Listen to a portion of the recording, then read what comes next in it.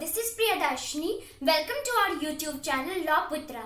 Today we are going to discuss about lockout under Industrial Dispute Act 1947. Lockout has been defined under Industrial Dispute Act 1947 under Section 2L. As per the Act, it means the closing down of the industry or business, or the refusal of work or suspension of work or refusal of the employment by the side of the employer to the persons whom the employers have employed. So it is basically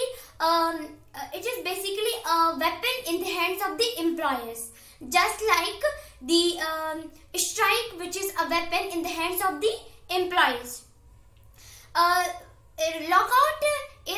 Lockout arises when there's some kind of industrial dispute arises between the workmen and the employers.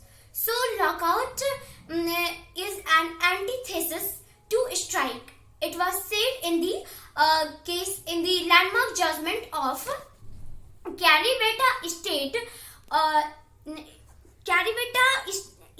Kotagiri versus Raja Manikam in the year 1963. So let's discuss about a landmark judgment regarding lockout of the Supreme Court, so that our concept will be clear regarding lockout. So the fact of the case is like this. The name of the case is Actionware etc. versus Union of India, and it is a case of 1979.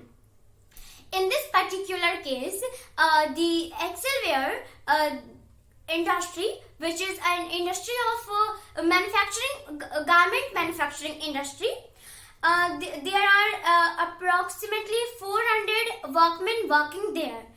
So due to some reason, the relationship between the employers and the employee started deteriorating. That means they became strained, or they were not amicable in nature.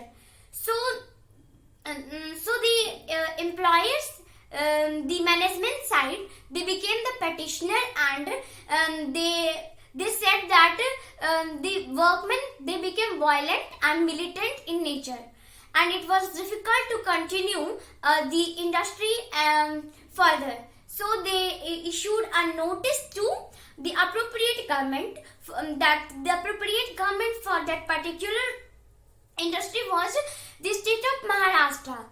So they issued the notice to the government, but government frivolously, or we can say arbitrarily, using the section 25O and R of Industrial Dispute Act, they denied the approval to continue to close down the business, the industry.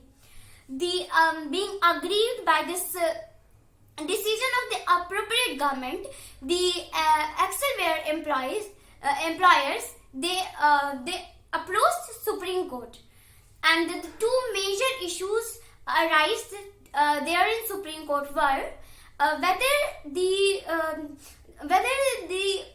right to continue the business is same as the right to close down the business. Or the second issue was whether Section 25O along with Section 25R of Industrial Dispute Act 1947 is arbitrarily in itself or invalid in itself.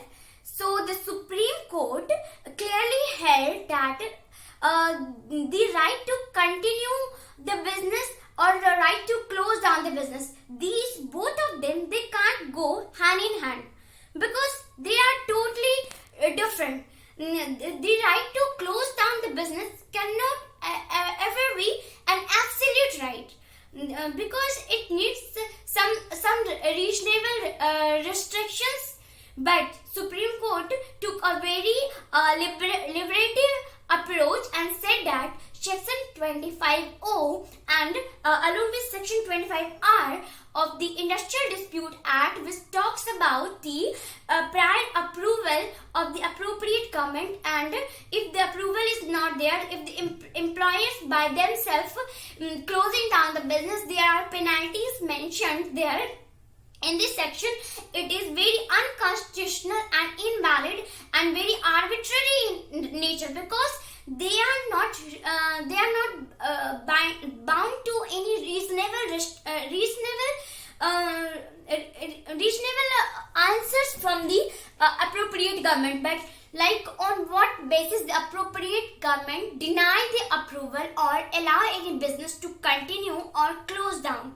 Because continuing any industry is totally depend upon the employers. If they are not able to just pay the fees to the laborers, the wages to the laborers, how can they continue the business? Or in this particular case, it was the complaint of the employer that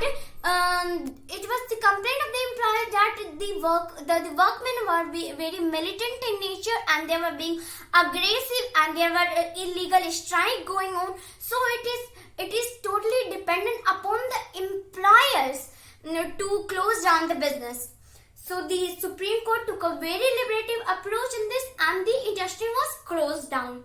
So we can say that lockout is not